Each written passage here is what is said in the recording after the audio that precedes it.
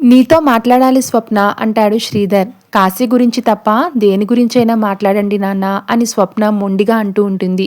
ఇక శ్రీధర్ నవ్వి, కాశీ ఎవరు? నేను నా కూతురు గురించి మాట్లాడుతున్నాను.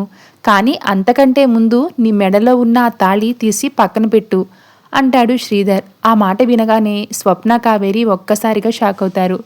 ఏం మాట్లాడుతున్నారండి? కూతురు మెడలో తాళి తీసేయమని ఏ తండ్రైనా చెప్తారా అని కావేరి ఆవేదనతో అడుగుతూ ఉంటుంది.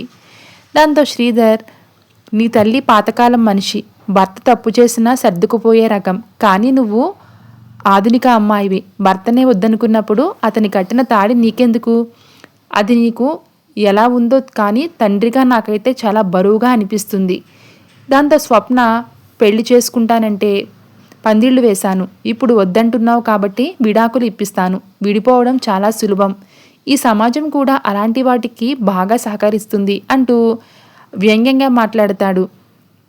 దాంతో శ్రీధర్ మాటల్లోని అంతరార్థం అర్థం చేసుకున్న స్వప్న కళ్ళల్లో నీళ్లు తిరుగుతాయి. నాన్న, మిమ్మల్ని పెద్దమ్మ ఎప్పటికీ క్షమించదు.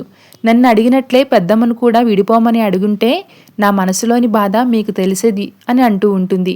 పరిస్థితి చేయిదాటిపోతుందని గ్రహించిన కావేరి ఒక పెద్ద నిర్ణయం తీసుకుంది. కాంచన అక్క అమాయకురాలు. స్వప్న వాళ్ళ పెద్దమ్మని ఫాలో అవుతుంది.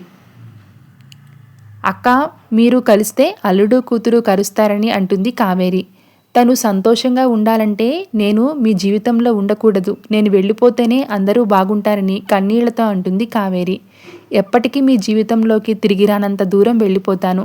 అక్క నాకు చాలా ఇచ్చింది. ఇప్పుడు కూడా నా కూతురు కోసం తాపత్రయపడుతుంది. అలాంటి మనిషి కోసం నేనేం చేయాలి? కాంచన నేను దీనికి ఒప్పుకోమని శ్రీధర్ అనగానే, అందుకే మీ అందరికీ చెప్పకుండా నేనే వెళ్ళిపోతాను. అప్పుడు మీరు అక్కే కాదు, నా కూతురు అల్లుడు కూడా కలుస్తారని అంటుంది కావేరి. త్యాగాల వల్ల సమస్యలు తీరవు కావేరి. నాకు కాంచన కావాలి, అలాగని నిన్ను వదులుకోను. స్వప్నకి భర్త విలువ తెలియాలి. అందుకే నేను ఇలా మాట్లాడుతున్నానని శ్రీధర్ తన మనసులోని మాటను బయటకు చెప్తాడు. Thank you so much for watching.